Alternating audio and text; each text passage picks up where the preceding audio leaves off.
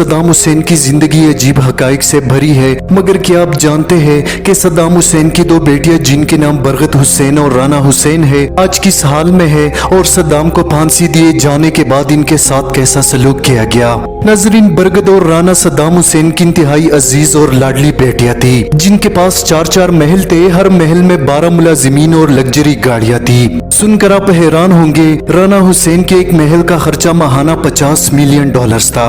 Iraq में हर जगह इनके हुस्न का चर्चा था और लोग इनकी हुस्न जमाल की मिसालें दिया करते थे। इनके लिए जूते फ्रांस से आते थे, जबकि इनके लिए मेकअप का सामान खास तौर लंदन से मंगवाया जाता था। सद्दाम हुसैन की शहजादियां इराक में जहां भी जाते लोग इनकी राह में पलके बिछाया करते। मगर फिर सद्दाम हुसैन की बादशाहत ने पलटा खाया और फांसी दिए जाने के बाद सद्दाम हुसैन के खानदान पर इराक की सरजमीन तंग कर दी गई। कुछ माह पहले बरगत और राना जो महलों की महारानियां हुआ करती थी, जिनके जूते फ्रांस से मंगवाए जाते थे, जिनके लिए इराक की एक कंपनी स्पेशल सिरका तैयार करती थी, जिनके साथ राना हुसैन ने मुआहिदा तय किया था कि वो ये सिरका किसी और को फिरोख्त नहीं करेगी। मगर सियाने कहते हैं कि बुरा वक्त आने में देर नहीं लगती। बरगत और राना हुसैन सिर्फ 4 माह बाद बगदाद के मज़ाफात में एक ऐसे मकान में रिहाइश पजीर हुए जहाँ ना तो बिजली थी और ना ही पानी। एक ऐसा बोसीदा मकान जहाँ पानी की सहूलत तक मुयस्सर नहीं थी। बरगत और राना खुद अपनी नरम नाजुक हाथों से घर की सफाइयाँ करती, झाड़ू देती, सरकारी नल से पानी लाती और टॉयलेट तक खुद साफ करती।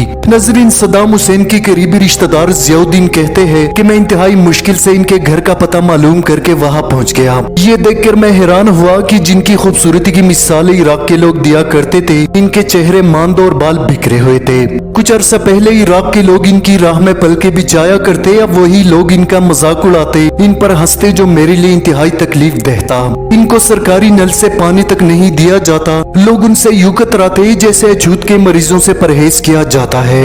ये है सद्दाम हुसैन और इसके पूरे खानदान का अंजाम, जिसका कुछ अरसा पहले पूरे इराक में तूती बोलता था और इसके हुक्म से इनकार लोग अपने लिए मौत समझते थे।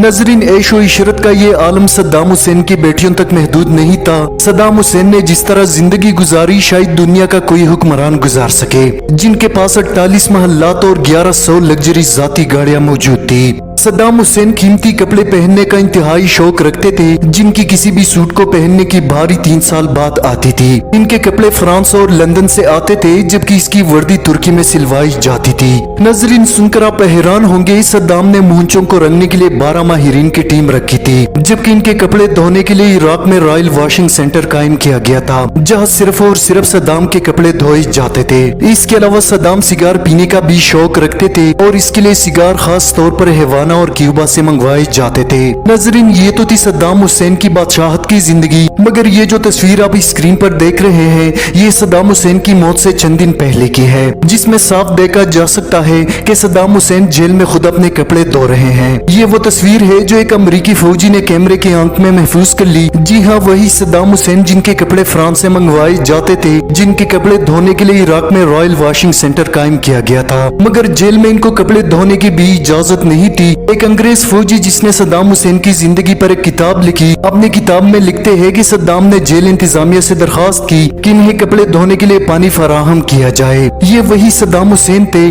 जिनकी धोबी को कर्नल का रैंक दिया गया था, जिसका मतलब था कि कोई आम आदमी जो कर्नल के रैंक से कम हो, इसके वर्दी को हाथ तक नहीं लगा सकता। अगरचे सद्दाम हुसैन एक निडर और मुजाहिद हुक्मरान था, मगर इसकी जिंदगी में उन तमाम जर्नैल सियासतदानों के लिए बड़ा सबक है जो अवाम का पैसा लूटकर अय्याशियां करते हैं, बाहर मुल्कों में जजीरे और प्लाट खरीदते हैं। ये दुनिया मकाफात अमल है, यहाँ खुदाई सिर्फ उस जात की है।